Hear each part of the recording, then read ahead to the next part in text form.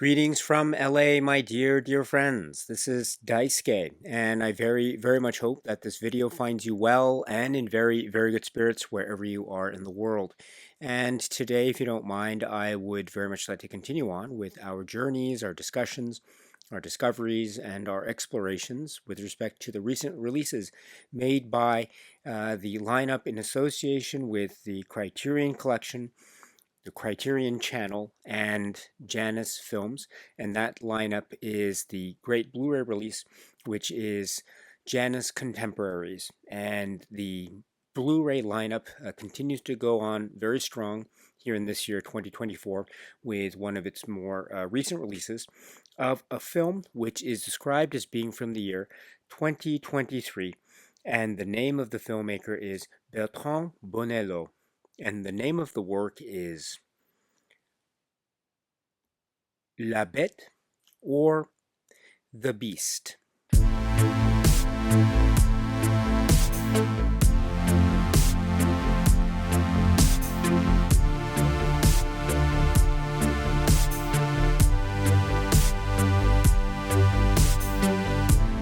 This is a really memorable, remarkable, and very perplexing work from, again, the year 2023. And the name of the filmmaker, the writer-filmmaker, is Bertrand Bonello.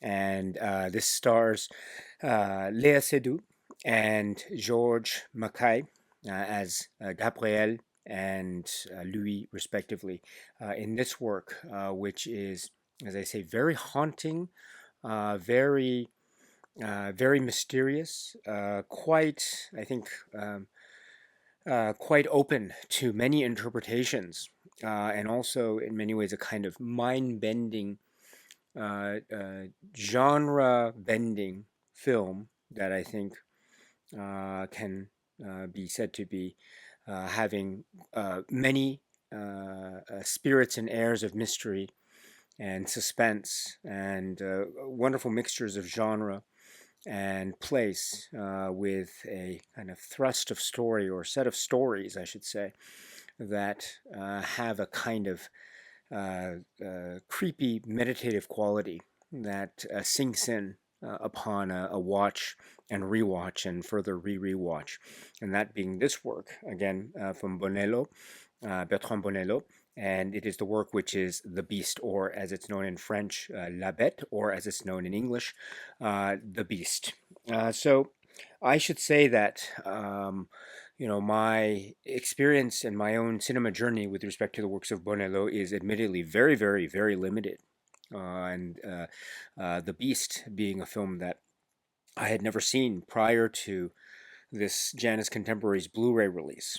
And so therefore it was a film that I had very little preparation prior to putting the disc in the player and watching it. And I saw the film.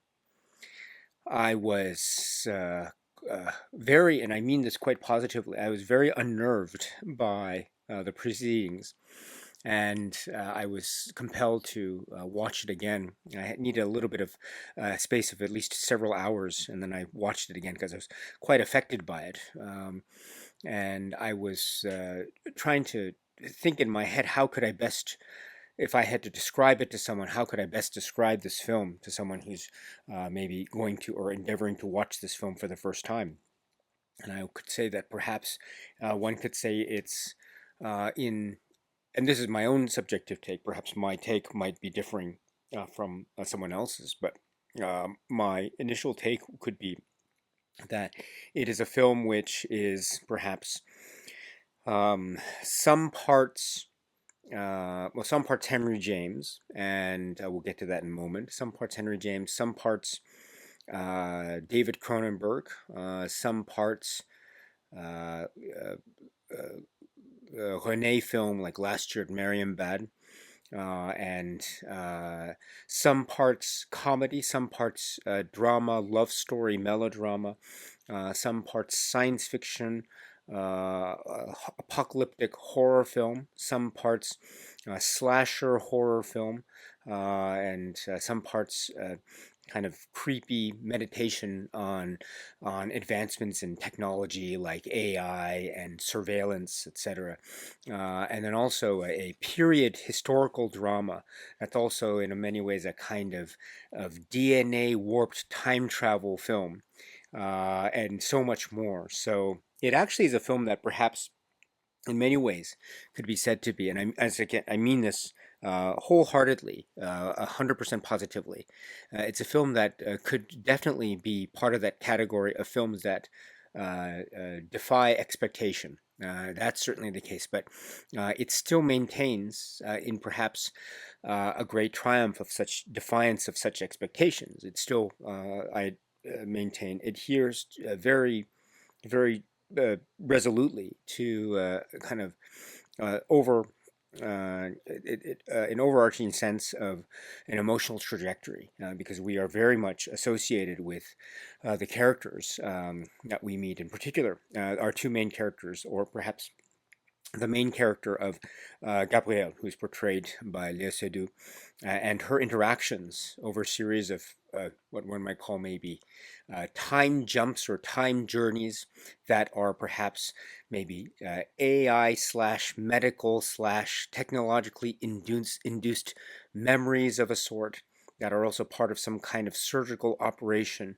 or procedure that involves at a DNA level, that involves the concept of endeavoring to remove or purify by means of removing emotion traces from the body and soul, in order to seek advancement in this futuristic society of 2044, whereby it is perceived that any shows of emotion are impediments to economic advancement. And so we have that's the conceit of the film. And we have Léa Seydoux's Gabrielle essentially subjecting herself to this procedure by which the hope is that she will have the procedure result in the removal of any kind of emotion trace, the end result being that she will be eligible for some kind of advancement of employment of some kind, so the idea being that as a qualification for uh, um, some kind of job placement or employment prospect. The possibilities increase, the lower the level of emotional trace exists in your being, and in order to achieve such low levels of emotional trace, one must undergo this procedure that involves the sapping of such emotions. Now, the procedure, again, to extend that conceit, as far as I understand it, the procedure in the film involves some kind of procedure that is alluded to in the film that also might involve some memory trace, the specific uh, or memory trace, or some kind of echo of a memory, I should say, or some kind of echo of the past. And this is where the film, I think, where it already enters into this realm of being incredibly inventive and imaginative, and also very much open to so many possibilities of interpretation, because it is memory on the one hand, it is also maybe parallel lives on the other. It's also maybe a story about alternate universes on the other, perhaps maybe that are fragmentary, that are illusory, that are dreamlike, maybe not, because we have three time periods that seem to be the central foci points. So the first being the present day of the film, being 2044, from which the or I don't know, during which this procedure takes place. So that's the present day, at least that's my understanding. And then the procedure takes Léa Seydoux's Gabrielle character to 2 points in a kind of memory-based time, or maybe a illusory sense of time, or imagination, or some kind of perceived reality. That has a kind of basis in time, but I'm being very vague here, because one point is early in the 20th century, circa 1910, in Paris, in Paris, La Belle Époque age. And then the other period is contemporary Los Angeles, circa 2014. Yes, so this is also a kind of um, uh, uh, different periods of time and different locations that are also quite chronologically removed from the 2024 point in time. So there seems to be this means by which already a kind of memory slash fantasy element is already being established, because already one can think, well, the amount of time that has elapsed between, say, 1910 and 2044 is quite immense in terms of number of years. So already the lines are being blurred with regard to how much of this is quote unquote actual memory, and how much of this is quote unquote a kind of applied some kind of applied fantasy that is also maybe in some form or another having its basis in a kind of reality or an amorphous sense of reality. And that's where, again, that's the conceit. And already we are dealing with lines being blurred to the max. And then the film starts. So it's already a kind of, we are in for this really uh, uh, a blob-like amorphous sense abilities about where we will be taken. And indeed, that is a very exciting place to be in from a cinema viewer perspective, because we are taken to so many quite wild places with this work. So, for instance, with the earlier time period, let's say the 1910 storyline, we see Gabrielle in a kind of social, cultural slash domestic position in her life, in a relationship, and sort of social strata, where in that circumstance she meets the character who's portrayed by George Mackay, who is Louis, and there is a kind of sense of memory about where they might have met before. And this in turn perhaps leads to a kind of thrill or an excitement of a sexual or passionate or intimate nature on the part of Gabrielle, indeed by extension or by assumption on the part of Louis, the George Mackay character, thus paving the way for the possibility of some kind of a deepening of a relationship and how that might affect her livelihood going forward. Or maybe the opposite is true. Maybe there is a resistance that will be made towards any kind of endeavor or overture towards romance or love. Perhaps there is instead a kind of reflection or a kind of uh, um, expression of what one might call or refer to as the fear of falling in love, a kind of resistance to succumbing to this kind of emotion. And therein lies the kind of kernel of what one might call the basis of the story, or the adaptation of this work, because as is also revealed in uh, some of the descriptions of the work, and also some of the discussions about the work, not least of which being the great interview with the director Bonello that's included with this JANUS Contemporaries Blu-ray, about the basis or the kernel of the idea, or the adaptation being based upon the story by Henry James, The Beast in the Jungle.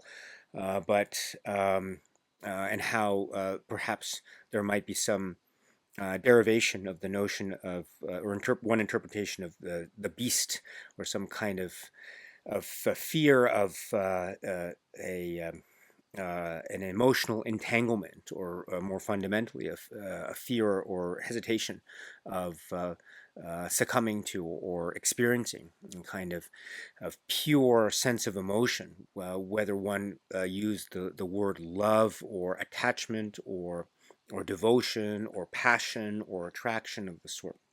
And for whatever reason, that hesitation comes to bear, whether it be for some kind of social moray pressure, external pressure, external force, or maybe some kind of internal psychological basis, or perhaps a mixture of the two, or some other possible scenario. But this is a kind of where the heart of tension and drama come to play with the Gabrielle Louis storyline. In the Belle Epoque age era period of this work, The Beast. Again, one period set in the circa 1910. But that's not the only period, because we also have a period of of 2014, sort of more contemporary to say the year that this film was made. And we have a kind of quote unquote modern day or present day, different location, and also the setup seems to be somewhat different in terms of the Gabrielle and Louis characters, or the George Mackay character and Léa Seydoux characters, but they're in a slightly different situation, or perhaps quite fundamentally different situation.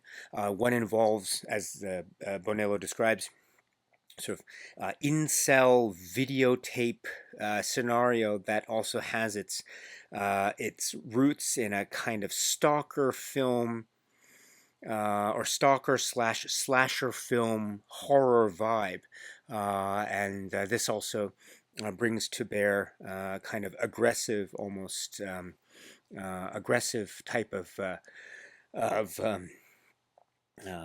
well, yeah, aggression that borders on, or perhaps traverses into the territory of the frightening and the surreal, in terms of the George Mackay character, and how he is seen as a kind of aggressive position vis-a-vis the Léa Seydoux character. But we also see how Léa Seydoux's character responds to this, or somehow internalizes this, or somehow defends herself against this. And again, the conceit or notion of the possibility of a breakthrough in a kind of emotional connection with another being, or the opposite being the case, a kind of shutdown of the possibility of such emotional connection due to, again, the fear of falling in love, or the fear of succumbing to an emotion, or the fear of expression, or perhaps the realization that that is the case for one character vis-a-vis another character. And so it's a kind of a further exploration of the conceit, or the thematic dialogue that we saw from the first time period, or the earlier time period section of the film, except in many ways it's a variation on such thematic dialogue, or perhaps it's turning it on its head. But in any event, it's also a sort of reworking, or a reinvention of that sort of kernel of the conceit that can be found at the very heart of the film vis-a-vis Henry James. And then, but we have this traversing through essentially space and time, and memory, or faux memory, which also involves the quote unquote present day of 2044, and the the kind of cathartic moment, or moments, or the realization of uh, the state of sort of the static uh,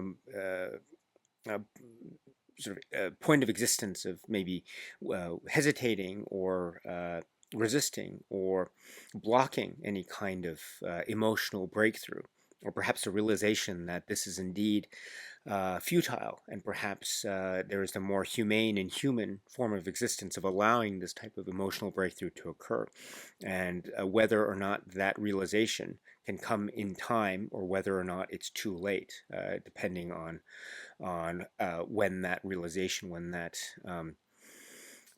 breakthrough indeed occurs. And so this is the kind of story that has this on-edge currency that runs straight through its various jump points in time. That also is a very tender film that is ultimately about a kind of mismatch of connection, and also it's a story about the possibility or impossibility of connection, depending on what viewpoint is being espoused at a given point in time, or times. And it's shown through the various variations of stages in the context of the relationship slash relationships of the characters as performed by, or portrayed by, George Mackay and Léa Seydoux in this film, The Beast. And so it is a roller coaster of a film. This is a work that I was so taken with, and I still am taken with. And I've seen it a number of times now. Not many. I have to watch it more and more. I still have many things to try to grasp, but I'm quite taken by its, as I say, it's doing so many things at once. It's a mind-bending, genre warping film that I mentioned before. It's like it's like a David Cronenberg film meets last year Marion Bad meets oh gosh it's also like a Twilight Zone episode. That's also a it's Bonello mentions this in the interview. It's also like Martin Scorsese's adaptation of The Age of Innocence. And what's the other film that he mentions? When a Stranger Calls, the Walton work, When a Stranger Calls, which is a great reminder too of sort of thriller aspects and jumps in perspective and time. It's great. And then the way in which this film is a historical epic film, and also an adaptation of literature. So it has that a sense of, in Scorsese's case, it's the example of Wharton, and then in the Bonello's case, it's the example of set by Henry James. But this is quite a labyrinth of a work, and there are times when it takes these risks and really catapults you as a viewer to these scenarios that are that have a kind of amorphous, almost a sense of being adrift, and these conceits that also maybe make certain comments on technology and also on our perceptions and how we digest media, and how we perceive the notion of performance and performative arts in the day and age of the internet and social media in 2024 and beyond, or 2023 and beyond.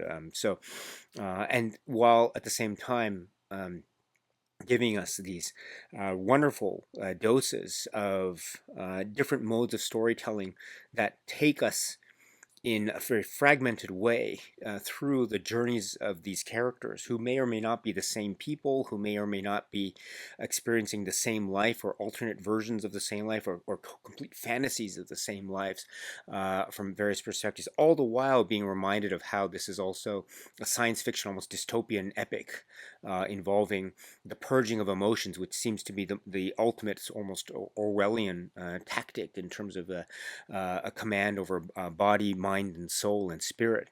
And in that way, it has this authoritarian dystopian tinge to it, which is also linked to a kind of trying to climb the social ladder, because ultimately, right, the plot of the film also involves the conceit of purging the emotions being necessary in order to essentially get a better job.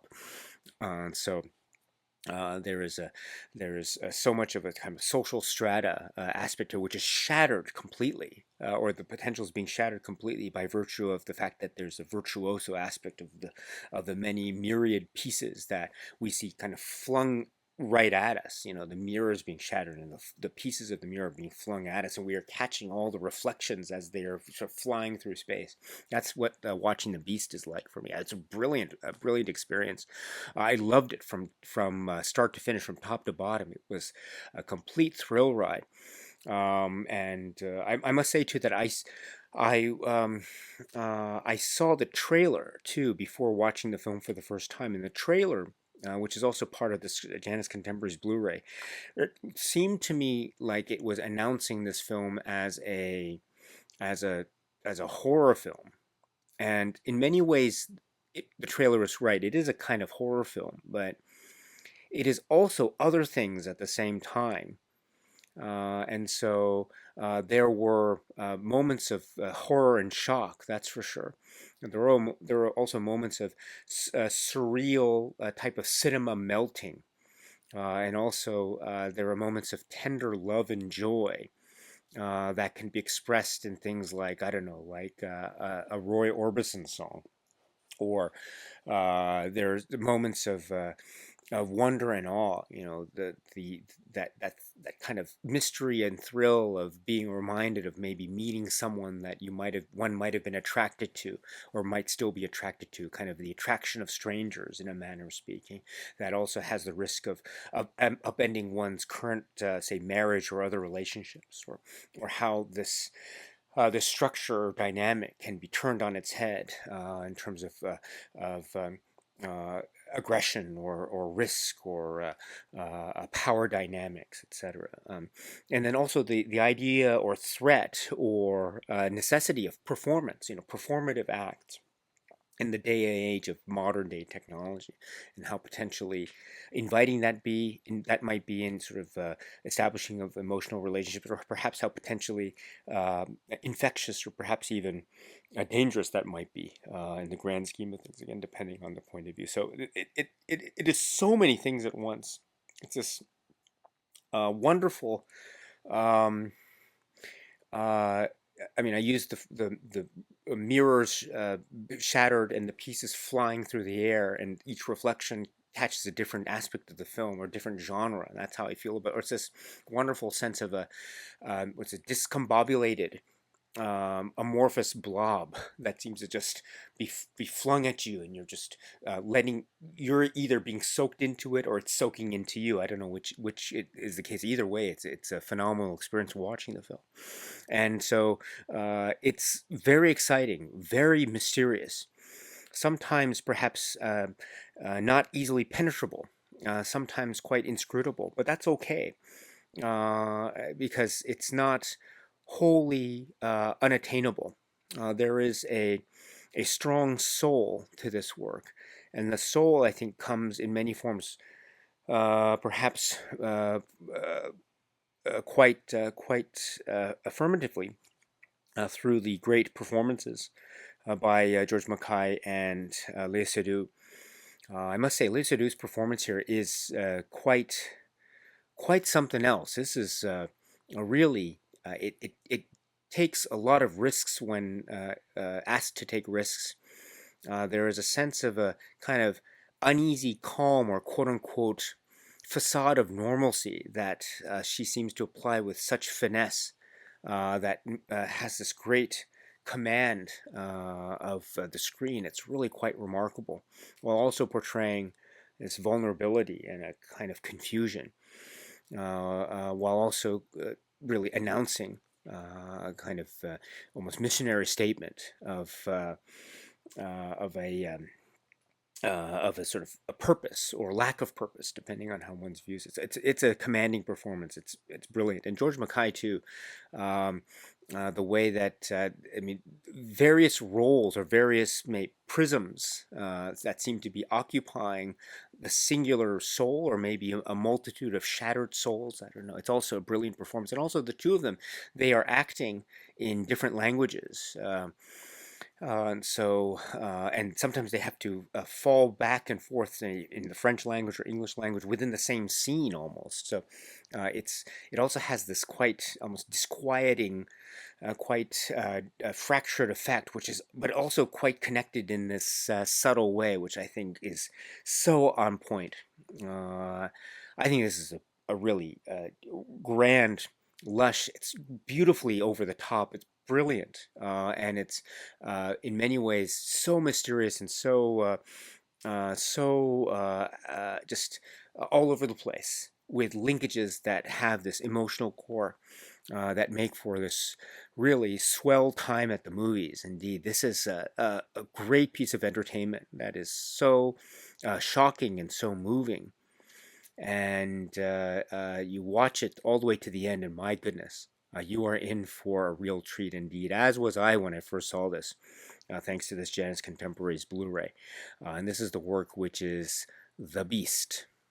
The JANUS Contemporaries Blu-ray lineup continues very strongly in 2024 with this release, which comes in the latter part of 2024, and that is the Bonello work, The Beast, again described as being from 2023.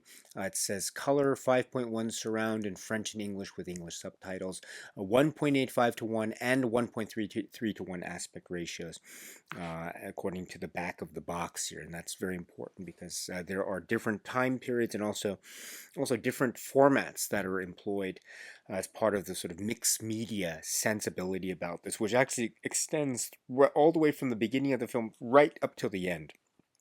in a very surprising way. I mean, talk about technology abound, social media technology abound. I mean, it's brilliant how it starts. It begins, goes through the middle, and then finishes with this sense of flourish about it. So the aspect ratio, I understand, is part of that as well. It's also there's a point about the aspect ratio detail, which is part of the essay, which is included with the leaflet here. As per the JANUS Contemporaries releases, it's a fold-out, a single fold-out with the essay by Michael Joshua Rohn. I'll get to this momentarily, but before we get to that, I should point out that this is a Blu-ray, and my apologies for my very poor presentation skills. I hope you can forgive me. The back is a little bit out of focus, but the back is showing my TV monitor, and the player, the Blu-ray player, has in the player the disc of the Beast, La Bête, and we have this green background or backdrop, which is mirroring what we have with the cover, Léa Seydoux' face, Gabrielle. We have the section of Play the Movie, and then we have Meet the Filmmakers, which is approximately 16 minutes. This is my understanding. This is part of the Criterion Channel series about one-on-one discussions with the filmmakers of these contemporary films. And here we have Bonello, Bertrand Bonello, who speaks one-on-one here in this 16-minute sit-down interview. Really fascinating. You know, as I mentioned at the outset of this video discussion, my experience with the works of Bonello is admittedly very limited. And so it's good to hear a little bit of his discussion about some of the body of his work, such as Nocturama, and also the essay mentions other works from earlier, like The Pornographer, etc. So, and he mentions how this film, well, he talks about his sort of aesthetic and general philosophy, cinematic philosophy, or as a filmmaker, an artistic philosophy. And he talks about essentially breaking boundaries and really taking chances, which I think, and also the admiration he had for the example that was set, for instance, by artist, philosopher, writer Pasolini, Pier Paolo Pasolini, and so that opened up a kind of the intellectual properties and possibilities of cinema in a manner of speaking, that also enabled him to take risks or chances on a kind of experimental grand level. So he mentions other filmmakers that inspired him, like David Lynch, and also Jean-Luc Godard, which were very interesting and I think very insightful in terms of thinking about, say, the works of Godard and the work that is like The Beast. And so there are certain parallels I think one can make with the universe of Jean-Luc Godard and The Beast, and also things where that I think quite wonderfully break down at the same time, which is itself quite Godardian, I would argue. But in any event, then Bonello then talks about the specifics of this film, La Bête, or The Beast, how he read the story, Henry James' story, The Beast in the Jungle, the novella from circa 1903, and how he read it a number of times, and he wanted to take that premise and adapt it for The Beast. I mean, he acknowledges that it's not quote unquote it's not a quote unquote quote unquote faithful adaptation, end quote, in that he uses it as maybe a kind of inspiration to create this work, which is The Beast, which he also describes as involving the longest process of his writing. He said it involved approximately preparing 30 drafts of the story. But when he did develop it, you know, he establishes many different aspects. You know, it's a melodrama film, it's a slasher film, it's a horror film, it's a sci-fi dystopian future film, it's a romance film, and the like. And it's also a film which has its heart and soul also infused with Henry James. And then he talks about some of his cinematic influences, and this is where he mentions When a Stranger Calls, which is a great reference. It's a great film to have as a kind of inspiration point for a film. I think that's great. And then The Age of Innocence, the Scorsese directed adaptation. So this is also great too, in terms of showing kind of cinematic technique and approach to the among other things, the adaptation, the literary adaptation, the basis, Edith Wharton, and then also the historical epic, and also very emotionally intense film. If you know the film, The Age of Innocence, and I think that has a lot of echoes with this Bonello work, The Beast. And then he mentions too, there are a lot of maybe visual patterns that he employs in The Beast, such as repetition. There's certain shots or moments that are repeated, or action that is repeated, sometimes to parallel scenes that occur before, but then in completely different situations. And also he talks too about one of the challenges in making this film for him was to avoid making three separate distinct films, because as mentioned, this is a film whose basic story or plot line is involving three different time periods, but then the temptation would be to try to create three different short stories in different time periods. But that's not what he wanted, at least according to what he says here. But he wanted to make one organically unified film, which is about, and from one perspective, as he mentions, the fear of love, or the fear of falling in love, kind of the impediment or the beast, as it were. And also he mentions the stalker videotape component, and also how he welcomes the multiple interpretations of this film, and the like. And as I say, it could be as emotional and sweet, or as tender, or as tragic as a Roy Orbison song. And I'll just end it there. So this is a very insightful, brilliant interview with the director, Bertrand Bonello. And he also talks to you about how this film, he says it's his 10th feature film, how this film is in many ways a kind of encapsulation of his body of work thus far. So that in turn is very exciting. So this interview is also serving as a kind of introduction into the world of Bonello, a very good introductions into some of his other previous works, as well as a great insight into The Beast, and also how it reflects his own cinematic philosophy, and also how it connects to his other body of work. So you can't ask for anything. It's great. You can't ask for anything more than that. It's really quite remarkable. So great interview. Please check it out. It's approximately 16 minutes. So that's the first thing that you have in terms of the setup here, and then you have the trailer. And then, of course, you can watch the film, and then you have the subtitles option turning on and off from the main Blu-ray menu here. So, and then I should go to the leaflet, which I referred to a little bit earlier, the great essay by Michael Joshua Rowan. Just one point, I strongly recommend watching the film first. Please watch the film first, and then you can read this great essay. It's written in a way that assumes the reader has seen the film, because it does reveal some of the aspects of it, the way it starts, continues, and the way it ends. So please watch the film first, and then you can read the great essay by Michael Joshua Rowan. It's fantastic, really fantastic. Yeah, really great. So please check this out if you can. This lineup of JANUS Contemporaries films, this Blu-ray lineup, has so far not at all disappointed, and I've been so taken with the journey so far of the JANUS Contemporaries lineup. I've been so, I think, so lucky and fortunate and blessed to be able to watch these films for me for the first time, and just begin to learn about these filmmakers that for me have hitherto been not known to me due to my own ignorance. And so this is a real treat, a real treat, and yet another great discovery for me, a new discovery for me. And this is, thinking about it just gives me chills. This film gives me chills. It is something else, I'm moved by it. I'm scared by it. I'm perplexed by it. I'm scratching my head, thinking, "What did I just see?"